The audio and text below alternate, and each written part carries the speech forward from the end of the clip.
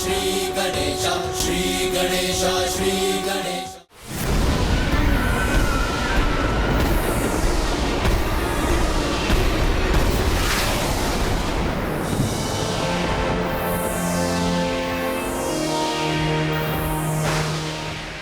अब हमें आज्ञा दीजिए गणेश जी और कार्तिकेय जी, हमें ज्ञानारी को आगे लेकर जाना है। किंतु आप दोनों इन्हें कहाँ लेकर जाएंगे? पृथ्वी लोक से यमलोक के इस दीर्घ पथ को महापथ कहते हैं गणेश जी। इसकी आत्मा को यातना शरीर के साथ महापथ पर पड़ने वाले 16 पुरों के पार लेके जाएंगे हम। 16 पुर? किंतु इन पुरों में आत्मा के साथ क्या होता है?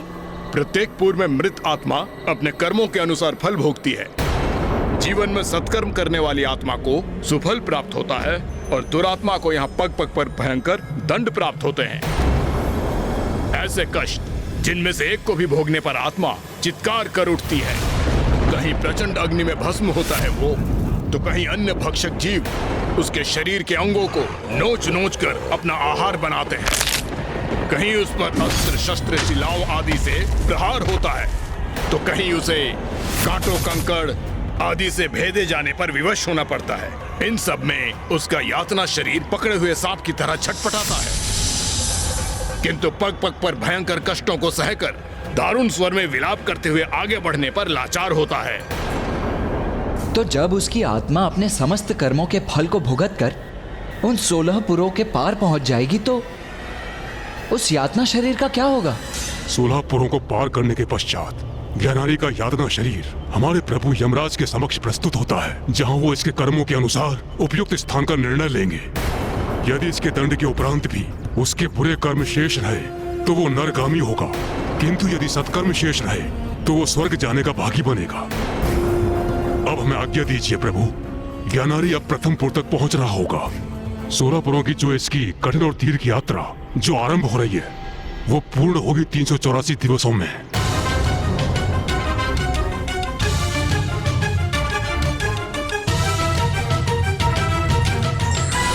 384 दिवस? इतनी दीर्घ यात्रा? किंतु मैंने तो माँ को वचन दिया था कि मैं शीघ्र अति शीघ्र लौटूंगा।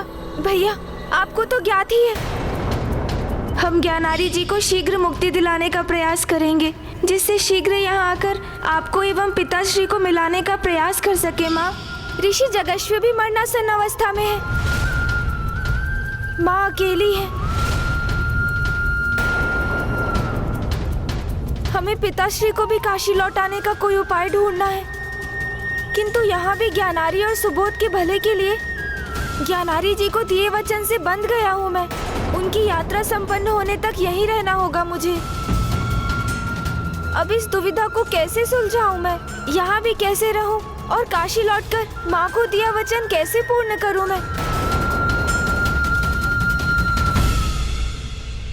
ओम नमः शिवाय, ओम नमः शिवाय, ओम नमः शिवाय, ओम नमः शिवाय। ईश्वर, प्रभु शीघ्र ही लौटते होंगे।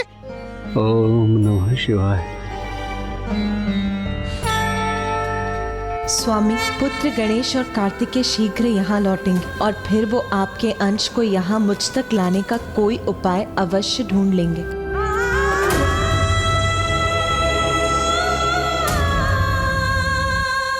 प्रभु गणेश जी, क्या आप मेरे पिताश्री को देख पा रहे हैं? तो मुझे बताइए ना, कहाँ पहुँचे हैं वो? अवश्य सुबोध।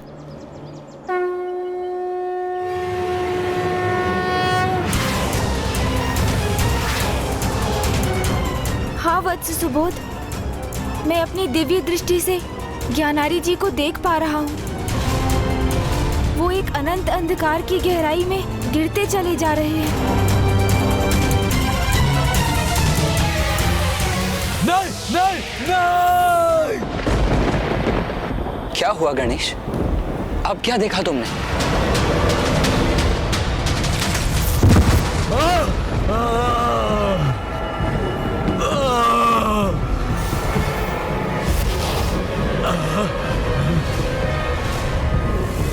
उठो, अभी तुम्हें महापथ पर यमलोक की ओर आगे बढ़ना प्रारंभ करना है।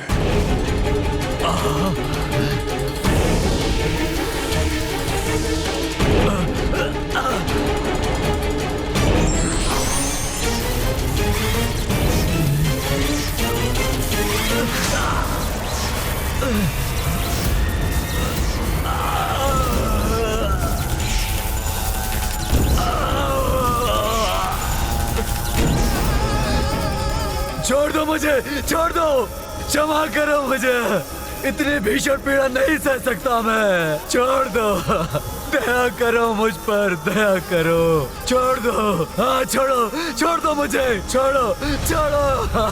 अब यमदूत ज्ञानारी जी को अपने पाश में बांधकर कांटों, बांबियों और कंकड़ से भरे मार्ग पर घसीटते हुए ले जा रहे हैं। पुत्र सुबोध, अब आपके पिता एक नदी के तट पर पहुंचेंगे।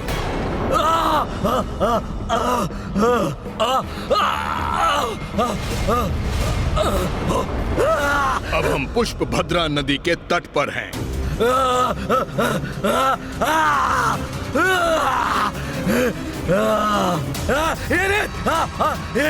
अग्नि की समान ताप है इसका,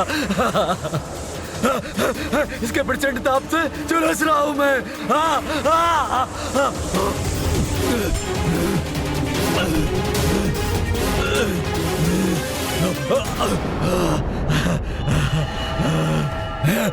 जल जल जल, प्यास प्यास प्यास लगी है मुझे, जल दे दो मुझे, बहुत बहुत प्यास लगी है। पुत्र, अब आपके पिता का यातना शरीर पुष्पभद्रा नदी के तट पर पहुंच चुका है,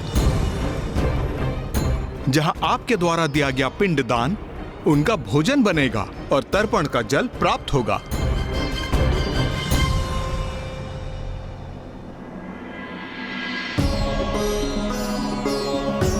इदं पिंडम ते मया दीयन्ते तो प्रतिष्ठन्ताम्।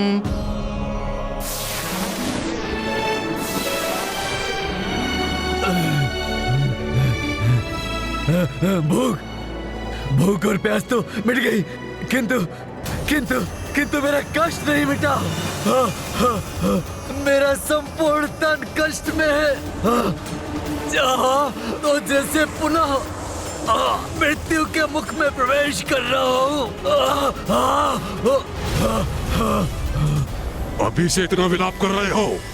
अभी तो तुम्हारी यात्रा आरंभ भी नहीं हुई ज्ञानारी।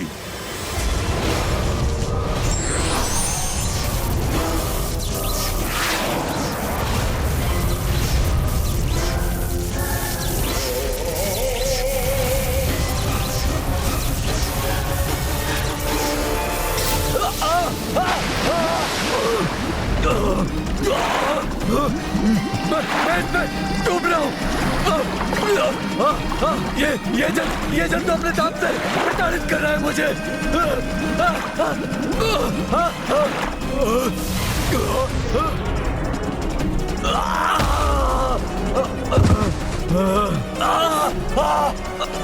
कष्ट तो पड़ते जा रहे हैं।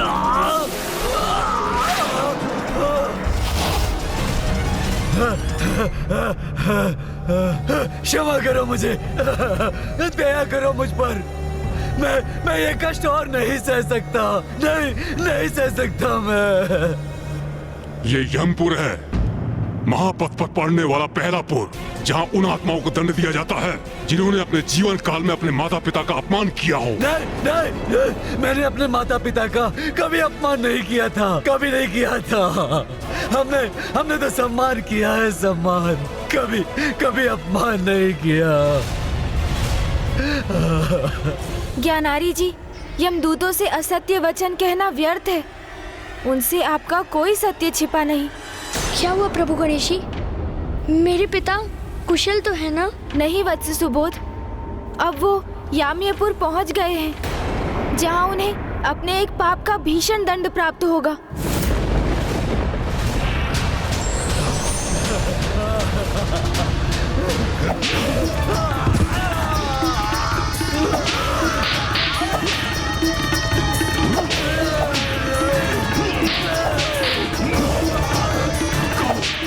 सत्य कहो, क्या तुमने कभी अपने माता पिता का अपमान किया था?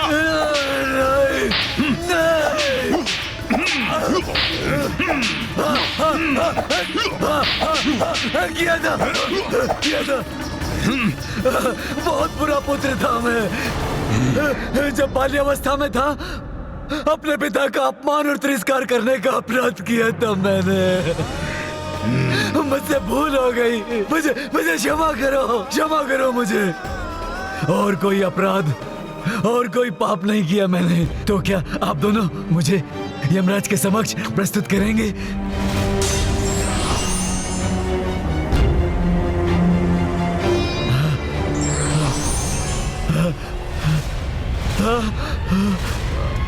नहीं नहीं, गदा का प्रहार मत कीजिए। नहीं।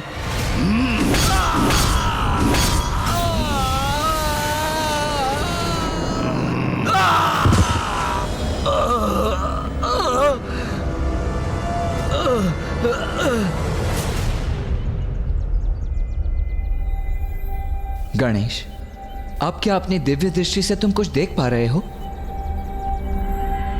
ज्ञात नहीं भैया, वहाँ क्या हो रहा है? वहाँ तो सर्वत्र अंधकार छाया है। मुझे कुछ दिखाई नहीं दे रहा है भैया वहाँ। ऐसे अंधकार का अर्थ तो ये है कि वो शौर्यपुर पहुंच चुके हैं। ऋषिवर, वहाँ आत्माओं के साथ क्या होता है? ऐसा सुना जाता है वत्स कि शौर्यपुर के राजा अत्यंत भयंकर हैं और उसके दर्शन मात्र से आत्मा भयभीत हो जाती है और कुछ यातना शरीर तो वहां से आगे बढ़ने में असमर्थ हो जाते हैं। ये कहाँ आ गया मैं? यहाँ तो सर्वत्र अंधकार ही अंधकार है।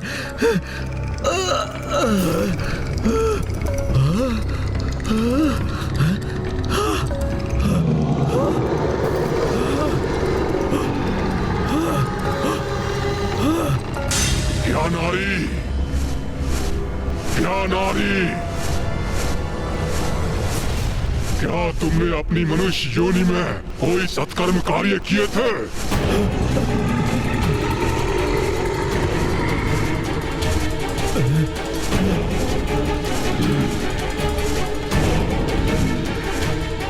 हत्या का महापाप किया है तुमने। धर्म कर्म में लीन ऋषि मुनियों की हत्या की है तुमने। शौर्यपुरी में अब तुम्हारे इस महा अपराध का दंड प्राप्त होगा। तुम्हें तो अब मेरी भीषण अग्नि का प्रकोप सहना पड़ेगा।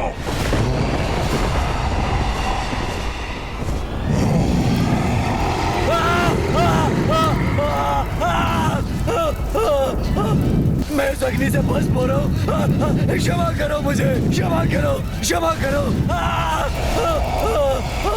मैंने अपने जीवन में इतने दुष्कर्म क्यों किए?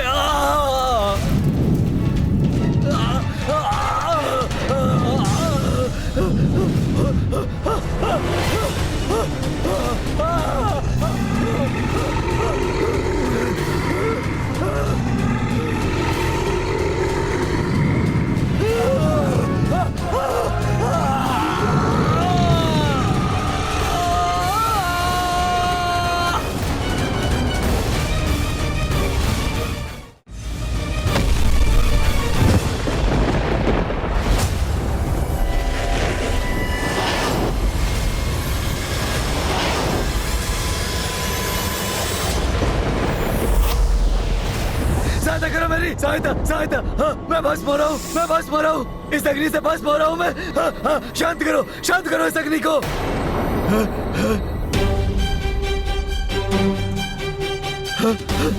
अग्नि तो शांत हो गई, किंतु उसका कष्ट और पीड़ा अभी भी हो रही है मुझे। ऐसा प्रतीत हो रहा है जैसे इस अग्नि से तप रहा हूँ मैं।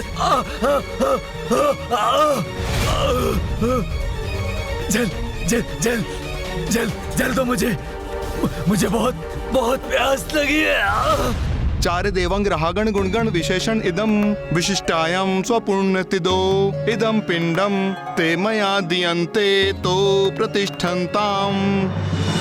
चलो उठो, तुम्हारा विलाप सुनने का व्यर्थ समय नहीं है हमारे पास। अभी हमें आगे बढ़ना है, नागेंद्र भवन पहुंचना है। 2 क्षण का तो अवकाश दे दो मुझे, तनिक विश्राम करने दो।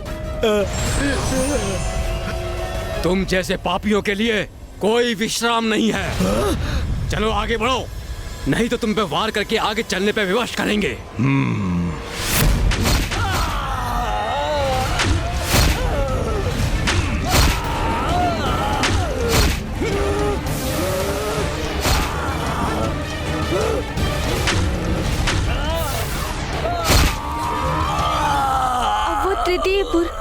नागेंद्र भवन पहुंच गए हैं, जहां ज्ञानारी जी को अपने जीवन काल में कोई भी यज्ञ ना करने का दंड प्राप्त हो रहा है।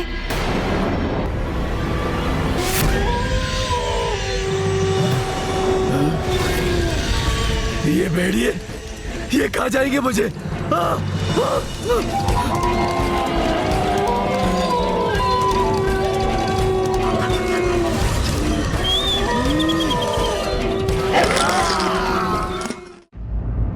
अब वो चतुर्थपुर गंधर्व नगर पहुंच गए हैं, जहां ज्ञानारी जी ईश्वर की पूजा में अवरोध उत्पन्न करने के लिए दंडित हो रहे हैं।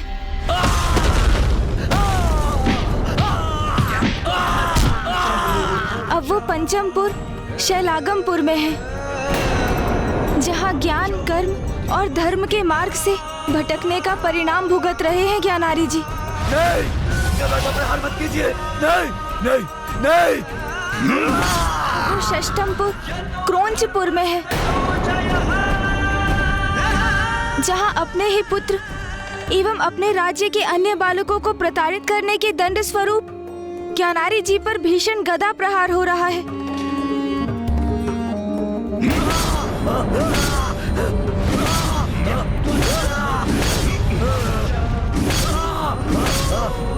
अब वो सप्तमपुर क्रूरपुर को पार कर 8वें पुर विचित्र भवन में है, जहां ज्ञानारी जी को तपते कोयले के अंगार पर स्थित होकर स्त्रियों के अपमान का दंड भोगना पड़ रहा है।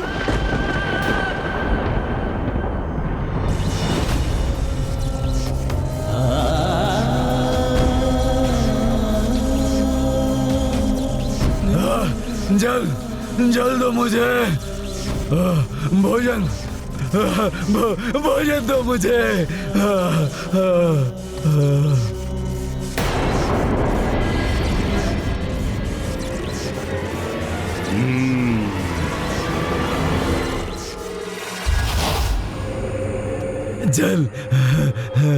जल दो मुझे, भोजन, भोजन दो मुझे। मुझे बहुत प्यास लगी है, जल दो मुझे। हम वैतरणी नदी के तट पर पहुंच चुके हैं।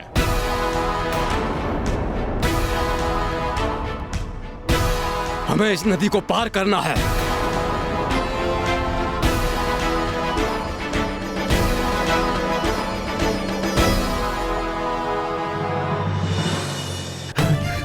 मेरे कष्टों में कुछ तो विराम होगा। अब इस नदी को पार करते समय मैं इस नौका पर तनिक विश्राम तो कर सकूंगा।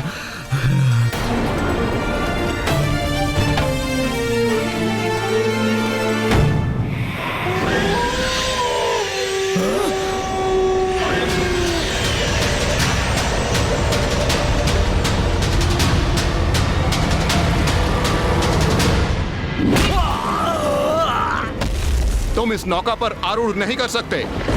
उसके लिए तुम्हें अपने जीवन में कुछ पुण्य करने चाहिए थे। कहो, तुमने कभी कोई पुण्य किया था?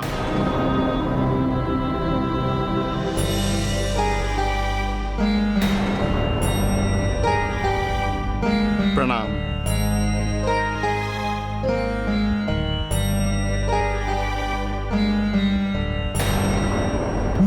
मेरे साथ ऐसा अन्याय क्यों? हाँ?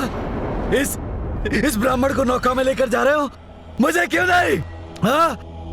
वैतरणी नदी को सुगमता से वही पार कर सकते हैं जिन्होंने अपने जीवन में सत्कर्म किए हैं। मात्र वही नौका से वैतरणी को पार कर सकते हैं। ऐसी आत्मा को स्वयं गौ माता वैतरणी पार करने के लिए प्रकट होती हैं और उसका यातना शरीर उसी दिव्य गौ की पूंछ पकड़कर सुगमता से वैतरणी नदी के उस पार पहुंच जाता है।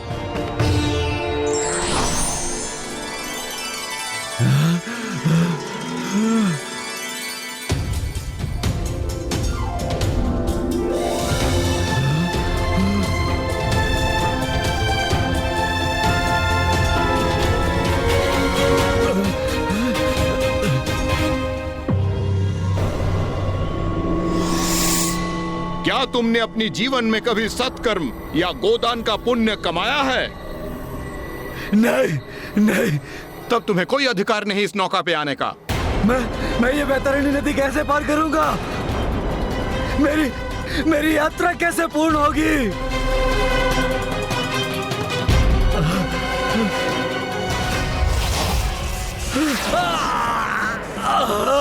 वैतरणी नदी तो तुम्हें पार करनी होगी, किंतु नौका पर नहीं। यह अच्छा संकेत नहीं है, किंतु क्यों ब्राह्मण देवता? क्योंकि अब यहाँ से वैतरणी नदी प्रारंभ हो गई और यह वैतरणी नदी तो मांस मदिरा का आहार करने वाले जीव जंतुओं से भरी पड़ी है। अपनी यात्रा को आगे बढ़ाने के लिए ज्ञानारी को वैतरणी नदी तो पार करनी ही होगी, किंतु इस प्रयास में उनकी यातना शरीर की यदि मृत्यु हो गई तो यमदूत उसे पुनः जीवित करके उनकी ये यात्रा पुनः प्रारंभ करेंगे।